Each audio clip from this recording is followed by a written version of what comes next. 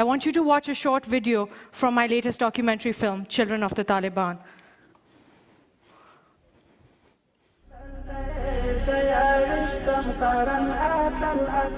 The Taliban now run their own schools. They target poor families and convince the parents to send their children.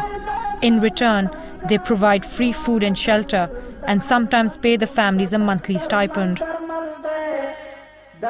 We've obtained a propaganda video made by the Taliban. Young boys are taught justifications for suicide attacks and the execution of spies.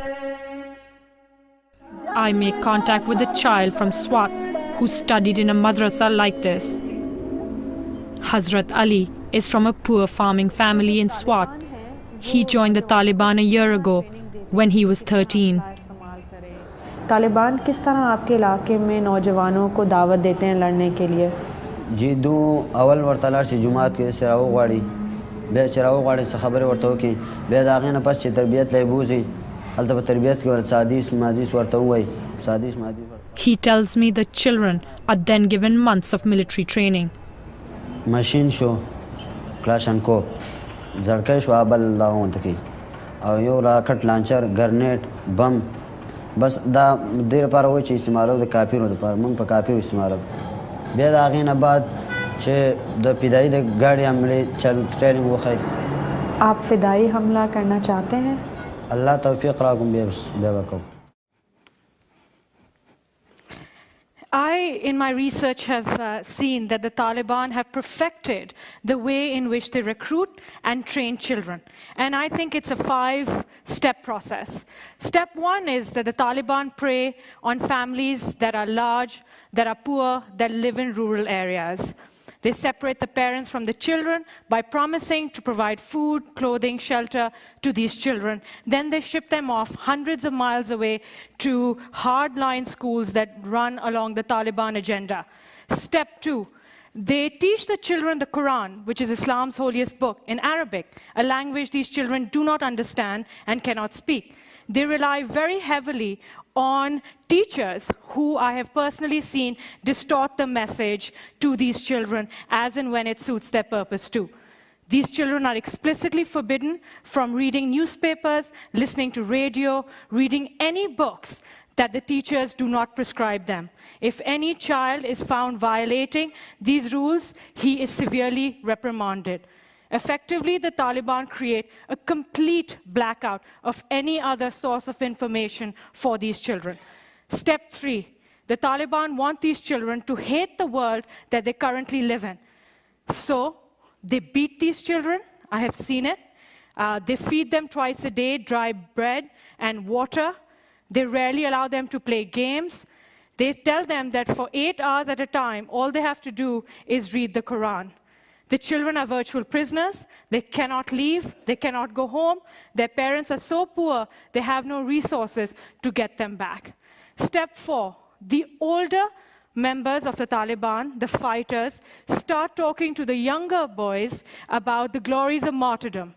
They talk to them about how when they die, they will be received up with lakes of honey and milk, how there will be 72 virgins waiting for them in paradise, how there will be unlimited food, and how this glory is going to propel them to become heroes in their neighborhoods.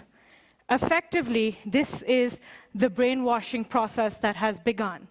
Step 5, I believe the Taliban have one of the most effective means of propaganda. Their videos that they use are intercut with photographs of men and women and children dying in Iraq, in Afghanistan, and in Pakistan.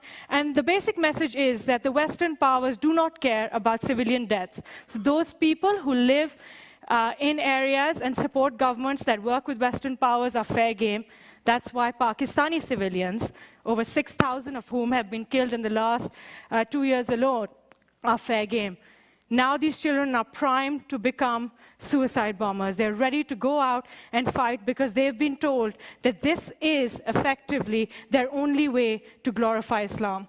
I want you to watch another excerpt from the film. This boy is called Zainullah. He blew himself up, killing 6. This boy is called Sadiq. He killed 22. This boy is called Masood. He killed 28. The Taliban are running suicide schools, preparing a generation of boys for atrocities against civilians. आप समझते हैं कि आप कभी फ़िदाई हमला करना चाहेंगे? बहुत शौक़ है, लेकिन अगर घर से इजाज़त मिल गई वालिदैन का तो इंशाल्लाह कर लेंगे।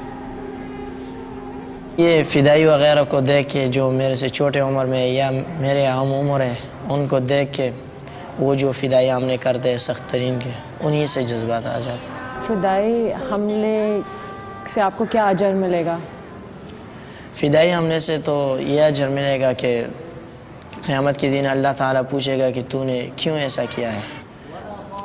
खून वग़ैरह नज़र आता होगा या आग वग़ैरह नज़र आता होगा, तो मैं वहाँ यही जवाब दूंगा कि ए अल्लाह, तेरी रज़ा के लिए यही जान दी है और कुफ़ार मुशरिकीन से लड़े यही जान दिया।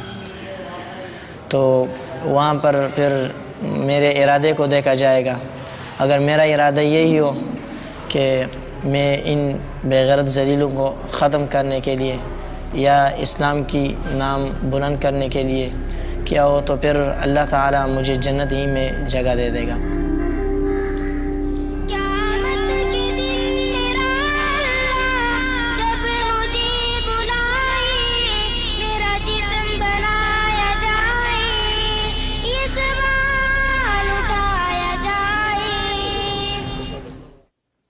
I leave you all with this thought.